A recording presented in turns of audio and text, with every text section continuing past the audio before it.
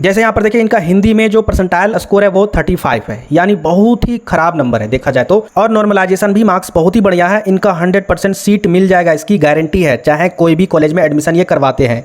आज की वीडियो में जिस टॉपिक पर बात करने वाले हैं, चाहे वो CUET रिजल्ट के आधार पर एडमिशन करवाना चाहते हो या फिर आपने एडमिशन करवा लिया है, या फिर 12th के आधार पर एडमिशन करवाना चाहते हो या फिर आपने एडमिशन पहले ही करवा लिया है, दोनों स्टूडेंट को ये वाला वीडियो देखना बहुत ही जरूरी है, क्योंकि आज के वीडियो में हम लोग देखने वाले हैं CUET का कट ऑफ, ठीक है, क्या कट ऑफ रहने वाला है।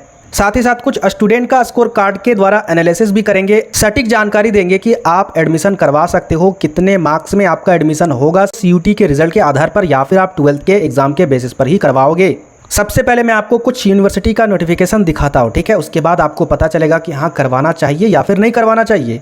यहाँ पर BBMKU की तरफ से एक नोटिफिकेशन जारी हुआ था, ठीक है, फेज 2 का। यहाँ पर ये वाला पार्ट में जो चीज दिया है ध्यान से समझिएगा, ठीक है, बहुत सारे स्टूडेंट इसके द्वारा अपना कंफ्यूजन दूर कर पाएंगे। यहाँ पर साफ साफ लिखा है, जो भी स्टूडेंट सेकंड फेज में एडमिशन लेना चाहते हैं, CUET स्कोर के तहत अगर एडमिशन लेना चाहते हैं, तो आपको उन विषयों को ध्यान में रखना होगा जो यहाँ पर तालिका में दिया हुआ है, ठीक है। ये नोटिफिकेशन है और ये ऑफिशियल वेबसाइट में भी है BBMKU यूनिवर्सिटी के, ठीक है।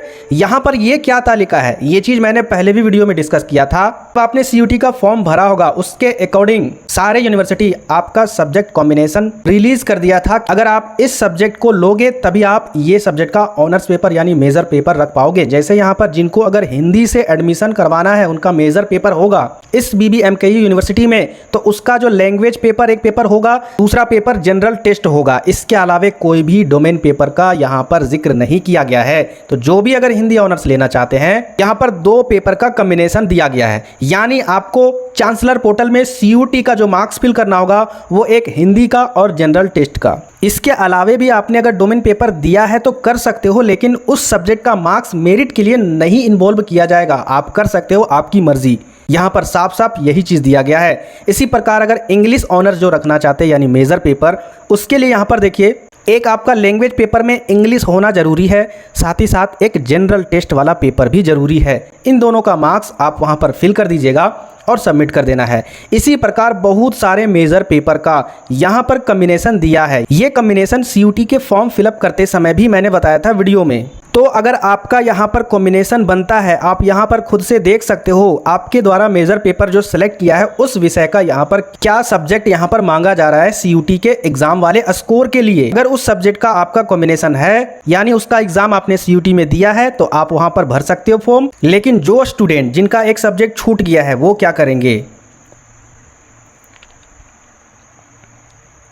इसी प्रकार सब्जेक्ट कॉम्बिनेशन BBMKU के जैसा ही एकदम विनोबा भावे यूनिवर्सिटी का भी है। आपके यूनिवर्सिटी के द्वारा किसी खास मेजर पेपर के लिए कौन कौन से CUET का सब्जेक्ट होना जरूरी है, उसका मार्क्स वहां पर डालना जरूरी है। उसके लिए पिछले वीडियो में भी मैंने बताया था। बहुत सारे स्टूडेंट मेरे वीडियो को देखते नहीं है। थोड़ा सा एक बात बोलूंगा जिससे आपको कष्ट होगा, आप लोग एक ही चैनल को महान मान के उसके वीडियो को देखते रहते हो। अरे और भी चैनल है, उन्हें भी रिस्पेक्ट दीजिए, उनके वीडियो को देखिए, हो सकता है उनसे अच्छा आपको जानकारी मिल सके। चैनल का नाम नहीं लेना चाहता हूं, लेकिन समझिए बात को, कंसेप्ट किसी और चैनल से भी आपको मिल सकती है और आप वीडियो को देखते नहीं है और बाद में गलती करके हमें पूछते हैं व्हाट्सएप में या फिर टेलीग्राम में या फिर कमेंट करके। इसीलिए कहता हूँ वीडियो को पूरा देखिए। अब यहाँ पर एनालिसिस करते हैं, स्कोर कार्ड आपका क्या होना चाहिए, कितने मार्क्स के बेसिस पर आपको 100% CUET के बेसिस पर मेरिट लिस्ट में नाम दर्ज हो जाएगा।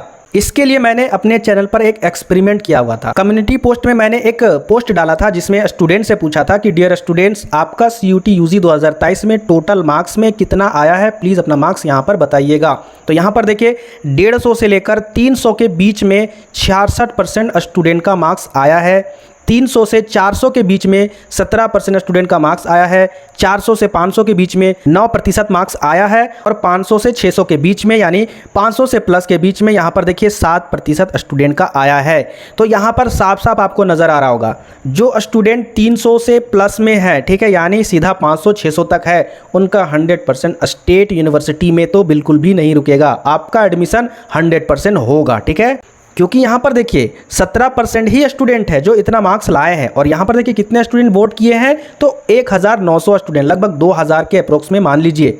इससे एनालिसिस किया जा सकता है कि झारखंड के बहुत सारे स्टूडेंट या फिर और भी स्टेट के स्टूडेंट जो है वो इससे ज़्यादा मार्क्स नहीं लाए हैं। झारखंड के जो मेजोरिटी में स्टूडेंट है ना, वो उनका मार्क्स 150 से 300 के अंडर में ही है। तो कट ऑफ जो बनेगा ना सीयूटी के आधार पर, याद रखिएगा ये जो स्टूडेंट है ना उनका 100% सिलेक्शन होने वाला है, इनको चिंता करने की कोई भी बात नहीं है। लेकिन बात करते हैं क्या ये वाले स्टूडेंट भी भर सकते हैं, तो आपको बता दूं हाँ जी हाँ आप भर सकते हो, क्योंकि विनोबा भावे यूनिवर्सिटी और कई यूनिवर्सिटी ने साफ साफ बता दिया है अपने फेज 2 के एडमिशन पोर्टल वाले नोटिफिकेशन में, यानी सीयूईटी के आधार पर एडमिशन लेने वाले नोटिफिकेशन में सीयूईटी से जो एडमिशन करवाएंगे उनको प्राथमिकता दी जाएगी। प्राथमिकता कहने का मतलब है सबसे पहले उन्हें ही लिस्ट में नाम रखा जाएगा।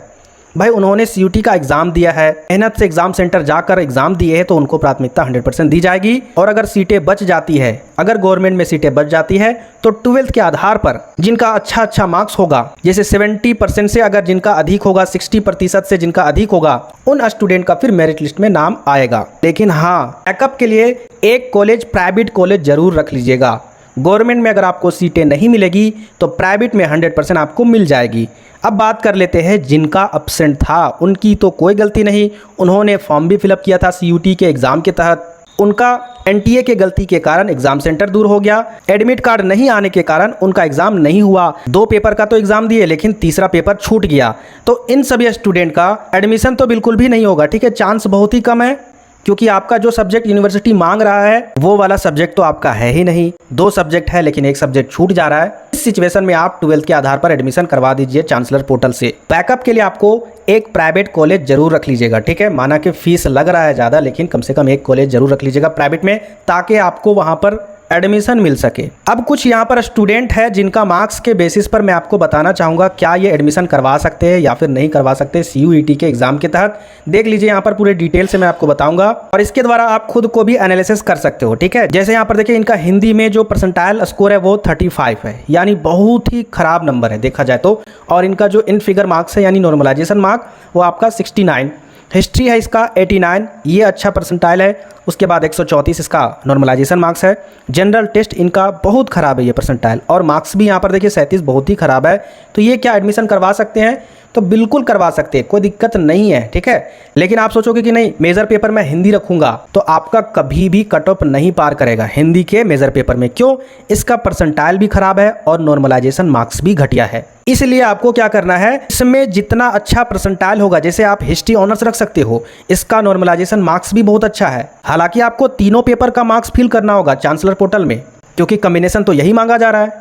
लेकिन मेजर पेपर वही सेलेक्ट कीजिएगा जिसमें अच्छा परसेंटाइल हो, जिसमें अच्छा नॉर्मलाइजेशन हो, ताकि मेरिट लिस्ट में आपका नाम हो, ठीक है। आगे यहाँ पर देखते हैं नेक्स्ट स्टूडेंट का। यहाँ पर देखिए इनका क्या है, हिंदी में 63 परसेंटाइल है, इनका मार्क्स 101 है, और हिस्ट्री में 71 है परसेंटाइल और इसका मार्क 90 है। और यहाँ पर देखिए जनरल टेस्ट में 49 है और इसका मार्क्स है 73। ये एडमिशन ले सकते हैं। तो यहाँ पर देखिए इनका भी कुछ खास नहीं है परसेंटाइल, लेकिन इनका सारा पेपर का एग्जाम दिया हुआ है। आप अगर गवर्नमेंट कॉलेज को सेलेक्ट करोगे तो एक प्राइवेट कॉलेज को भी सेलेक्ट कर लीजिएगा, ताकि बैकअप के लिए रहेगा, वहाँ पर भी अगर सीट खाली रहेगा तो आपको मिल जाएगा एडमिशन। आगे यहाँ पर देखिए नेक्स्ट स्टूडेंट का, इसका यहाँ पर देखिए सबसे अच्छा परसेंटाइल मार्क्स है और नॉर्मलाइजेशन भी मार्क्स बहुत ही बढ़िया है। इनका 100% सीट मिल जाएगा, इसकी गारंटी है, चाहे कोई भी कॉलेज में एडमिशन ये करवाते हैं, इनको चिंता करने की कोई भी बात नहीं है, ठीक है। इसी प्रकार यहाँ पर देखिए इनका परसेंटाइल 62 है, 39 है, 60 है, ये भी कुछ खास नहीं है, लेकिन आप करवा सकते हो, कोई दिक्कत नहीं है। आपको एक प्राइवेट कॉलेज रखना होगा, लेकिन इस मार्क्स को ऐड कर लीजिएगा। 250 से अगर कम होगा तो प्लीज़, अगर आपका 12th का मार्क्स 60% से एबव होगा तो आप 12th के आधार पर ही करवा लीजिएगा, नहीं तो आप सीयूईटी के भी आधार पर करवा सकते हो। एक बैकअप के तौर पर प्राइवेट कॉलेज जरूर रखिएगा। इसी प्रकार से यहाँ पर देखिए इनका परसेंटाइल मार्क्स बहुत ही कम है। अगर आपका 12th का मार्क्स अच्छा है, ठीक है, 80% है या फिर 70% है, तो आप 12th के बेसिस पर एडमिशन करवा सकते हो। या फिर अगर आपका 12th का मार्क्स कम है तो सीयूईटी के आधार पर भी करवा सकते हो, एडमिशन हो जाएगा। बैकअप के तौर पर आप प्राइवेट कॉलेज रख सकते हो। इस तरीके से आप अपने मार्क्स के बेसिस पर एनालिसिस खुद से कर सकते हो, क्योंकि 2022 में कभी भी सीयूटी लागू नहीं हुआ था, तो जिस कारण से मैं आपको सटीक नहीं बता रहा हूँ। हो सकता है 5-10 मार्क्स प्लस हो जाए या फिर 15-20 मार्क्स माइनस हो जाए कट ऑफ में। तो इस तरीके से मैं आपको स्टूडेंट के एनालिसिस के आधार पर यहाँ पर बता रहा हूँ, ठीक है। यहाँ पर देख सकते हो सारा आंकड़ा आपके आंखों के सामने है। तो यहाँ पर साफ साफ दिख रहा है कि जो भी स्टूडेंट 300 प्लस लाए हैं उनका तो भाई सीट यहाँ पर रखा गया है, 100% उनका सीट आ जाएगा। तो उम्मीद करते हैं आज की वीडियो में जो भी डाउट होंगे आपके माइंड में, सीयूटी का मार्क्स कितना होना चाहिए, क्या 12 से करवाए या फिर सीयूटी से करवाए, मेजर पेपर का परसेंटाइल अच्छा होना चाहिए तभी एडमिशन मिलेगा, ये सारी जानकारी मैंने आपको दे दिया। और अगर आपको समझ में आया होगा तो वीडियो को लाइक कीजिएगा, ठीक है। और मेरे नए चैनल को भी जरूर सब्सक्राइब कीजिएगा, डिस्क्रिप्शन बॉक्स में उसका लिंक है। 2023 से 2027 वाले सेशन के लिए वहां पर सारा कुछ आपको मिलेगा, सिलेबस से लेकर वीवीआई क्वेश्चन तक, ठीक है। मिलते हैं फिर नेक्स्ट वीडियो में।